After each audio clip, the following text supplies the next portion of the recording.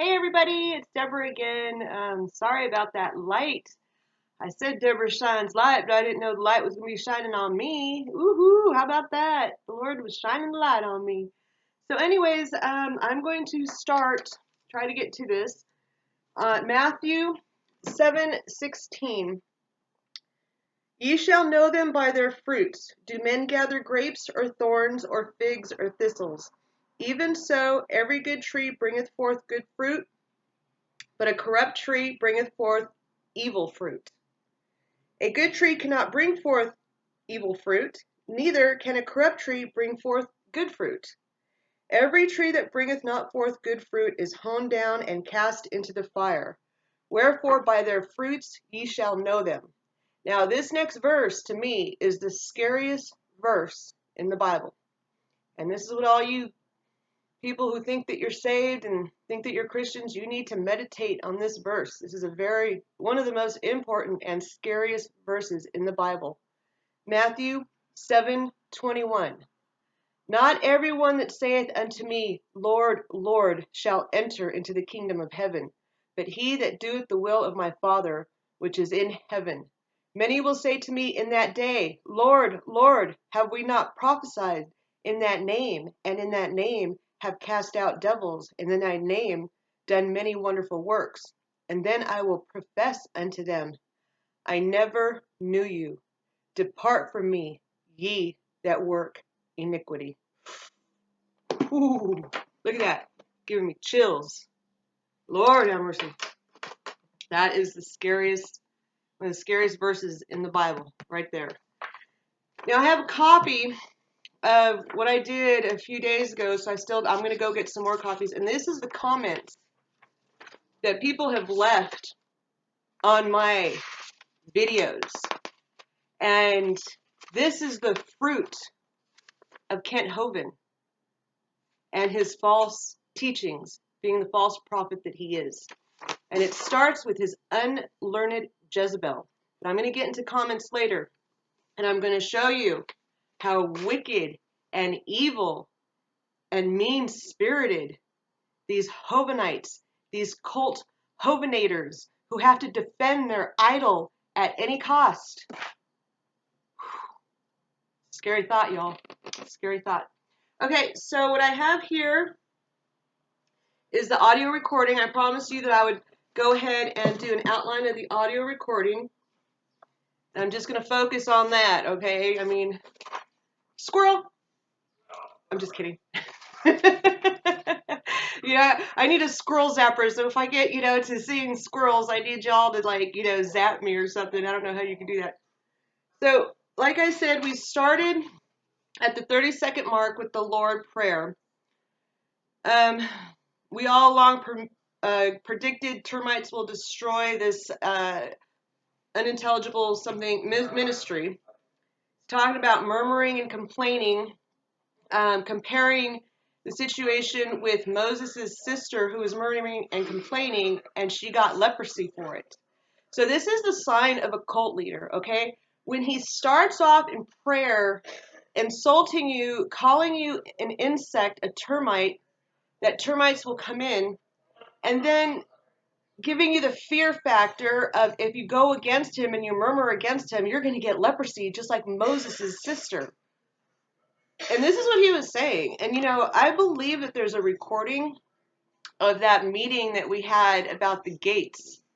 I'm not sure if there is or not, but if I can get my hands on that, I'll break that one down to you also. They say at the 2:59 mark, they bring in my husband, and they say they're not here for my psychological counseling. This is a work camp. Do not talk to anybody about your troubles or problems. I know you can hear this in the background because I have the video playing as we go. So at the 2:59 mark, he's saying not to talk to anybody about my problems. I don't think I need to play this, do I? Since you all have already heard it, you can follow along on your own. But I just wanted to show you, and maybe I missed something, Well, like I said, I had 2 conversations with Kent and the unlearned Jezebel before we went down there. And then we contacted them on Saturday and told them that my husband was coming with me. He was going to escort me to the property, and which of course is a compound. So we let them know that my husband was going to escort me to the compound, and they were fine. I mean, Kent, what do they say? He's a great guy. They like him so much. He's a wonderful guy. He's going to do great things for the Lord. Kent was pretty happy that he was coming with me. So we were not asking for marriage counseling. What we asked them for was to sit with us and tell us if we had biblical grounds for divorce, because there was no adultery, there was no fornication, there was no death, obviously. So I don't know what the grounds for divorce were, but I praise the Lord. Thank you, Jesus, that we did not get divorced, and we are just doing better than ever. The reason, like I said, I opened up with the fruit of your labor is because all the haters out there that just have no clue, and they just attack. They're on the attack because they follow in Kent's footsteps. Because I have notes from the other interview they did, which totally contradicts what they said in the meeting. Completely contradicts it. So they're saying that they talked with us many times, and they talked to me that morning for an hour and a half. No, they only spoke to me for about 25 minutes.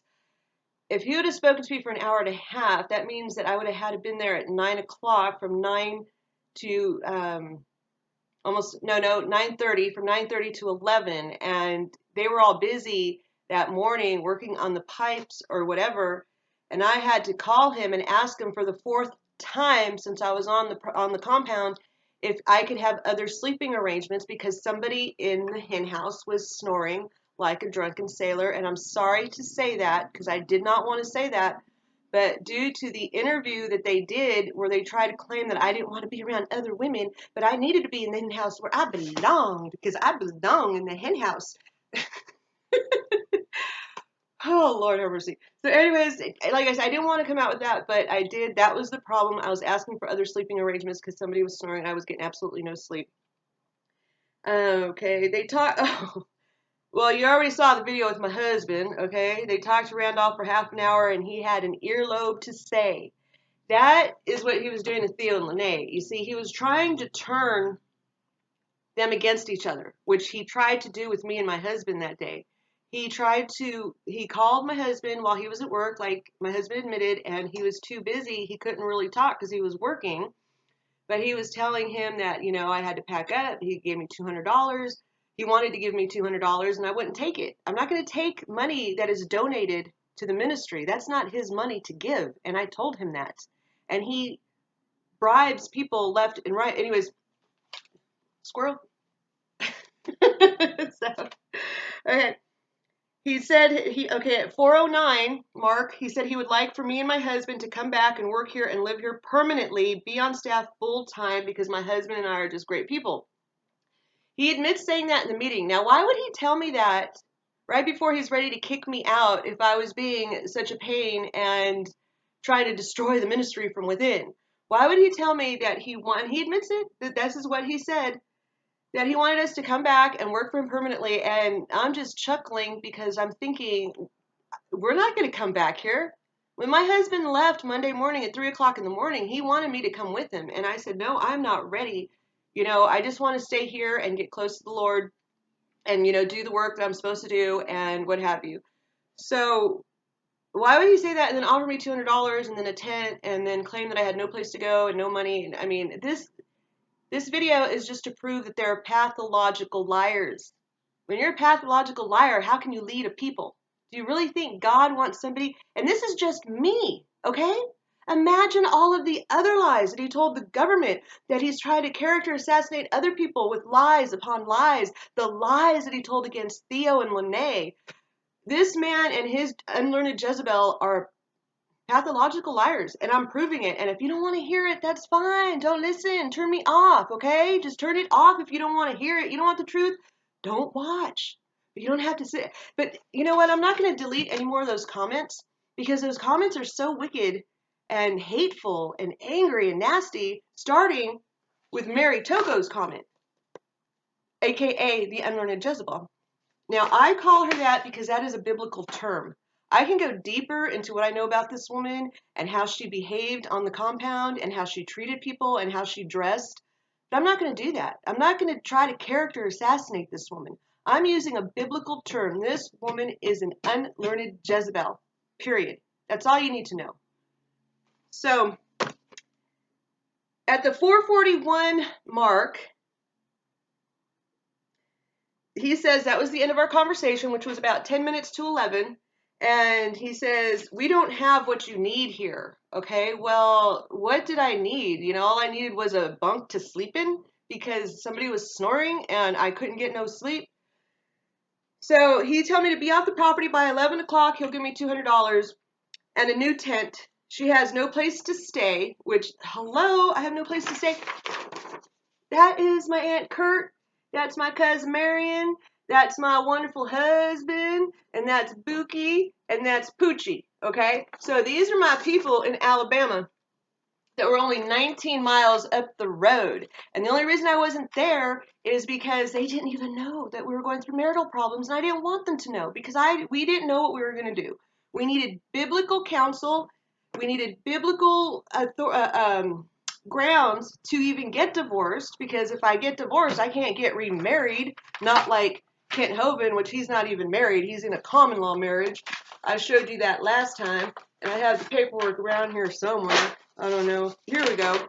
Kult Hovind and Mary Toko are in a common law marriage, y'all. They're in a common law marriage, and they have the audacity to go after Theo and Lene. That's who these people are. If you come out against them, they will character assassinate you. And on my next video, I'm going to get into detail with all the comments and how nasty they are. Okay, so be off the property by 11. He'll give me $200. I have no place to go. And this is what he's telling all the people. Okay, by 12 o'clock, if I'm out of there by 12 o'clock, he'll give me $50. And if I'm out of there after 12 o'clock, he'll give me zilch dollars. And he was telling me to try not to drag my bad spirit around. Now, if I had a bad spirit, I'm wondering why Roger and Steve were asking me why I was laughing. I was laughing because it was so ridiculous. I mean, the man is trying to bribe me to leave, because my husband ended up calling me and asking me what's going on. And I told him, I said, you know, the dude just tried to bribe me to leave because I called him out on his anti-government campaign to impeach the judge that sentenced him. And I was trying to give some wise counsel to Brady because he was submitting this ridiculous, I guess they call sovereign citizen, oh my gosh, it was so bad, declaration in the baby home case. And I was trying to tell him, okay, first of all, you need to number the sentences and then at least number the pages. The pages weren't even numbered, y'all. So I was trying to tell him, don't file this declaration. You're going to piss off the judge. I used to work for the judges. I used to be able to walk into the judge's chambers if I had a question. I used to file motions and lotions and potions for the attorneys, the counsel, you know, our customers, our clients is what we would call, when you got a ticket, we'd call you our client.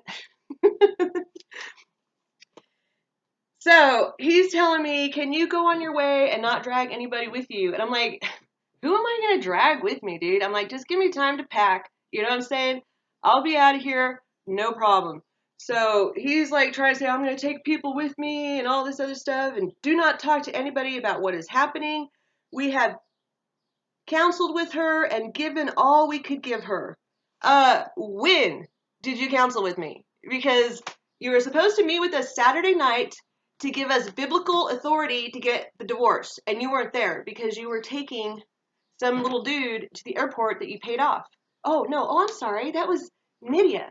But in my comments, I have a copy of somebody who's on the compound that said that medical emergency was for Nydia. And I have that written. So it wasn't Nydia, y'all. These people are pathological liars. Okay. And then at the 6:15 mark, he says, do not talk to her. Do not listen to her. A policy at the Pensacola colleges, he's seen it happen hundreds of times, where he has to get people to shadow the people that get kicked out so they don't take other people with them. Now, why was he so afraid that I was going to take other people with me? What kind of power did I have there, and influence did I have there, that I would actually take other people with me? And where in my car am I going to fit them? Because the majority of the people there don't have any transportation. Majority of the people there have no car, no motorcycle, no way to get around. So the long-term residents there don't have transportation. So how am I going to take these people with me? And plus, that's not who I am as a person. Okay, I was going to my Aunt Kurt's house to have a time with my cousin Mary. And you see, you could tell. Okay, cousin Mary likes to have a time, and we had a time. I'll tell you that. And I wasn't about to take anybody else over there. Are you kidding me?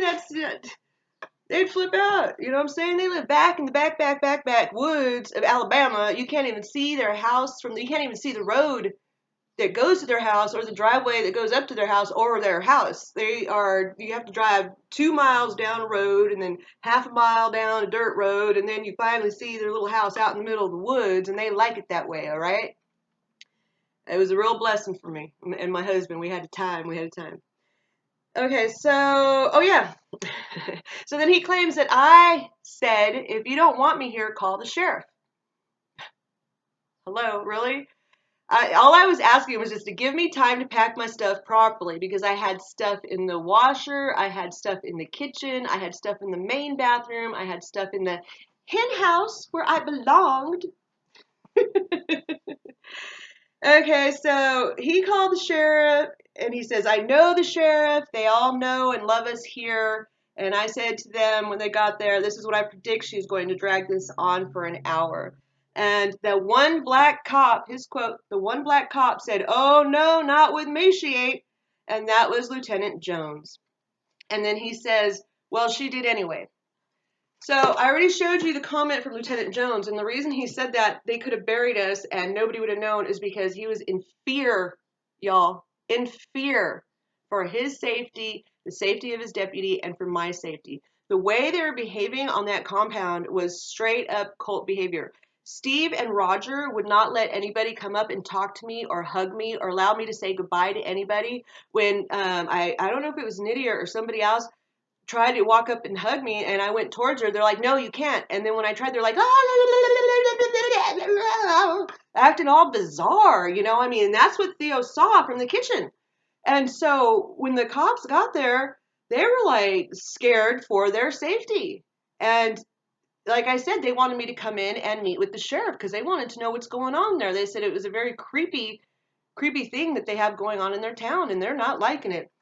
So that's just another lie, bold, straight lie from Kult Hovind, because they even told me that Kent called the sheriff like a dozen times, insisting on meeting with the guy, and the guy's like, who is this? Why do I need to meet with him? I don't even know this guy. You know, the sheriff did not want to meet with him. He didn't care. He could care less. Then when he finally when he finally met with him, he said the guy was creepy. Now this was coming from a quote from the detective that met with me for over an hour to find out what was going on that compound. And trust me when I tell you, people in Evergreen and Repton and Lenox are not comfortable or happy with him being there. Just go up there. Go up there yourself and feel the tension. Go up there and sit in one of those after Bible study meetings that are mandatory, and just sit there and see how he speaks to you, how he speaks down to you, how he calls you names, murmurers, termites, Absaloms. Okay, so after that, I guess, at the 8 o'clock mark, at the 8 mark, he says,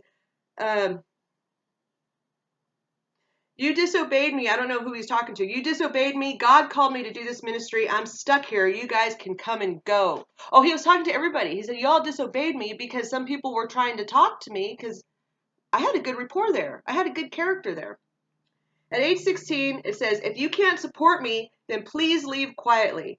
People just can't leave quietly. They gotta drag 2 more with them. It's called murmuring. God hates it. What happened this morning is going to sow discord among brethren.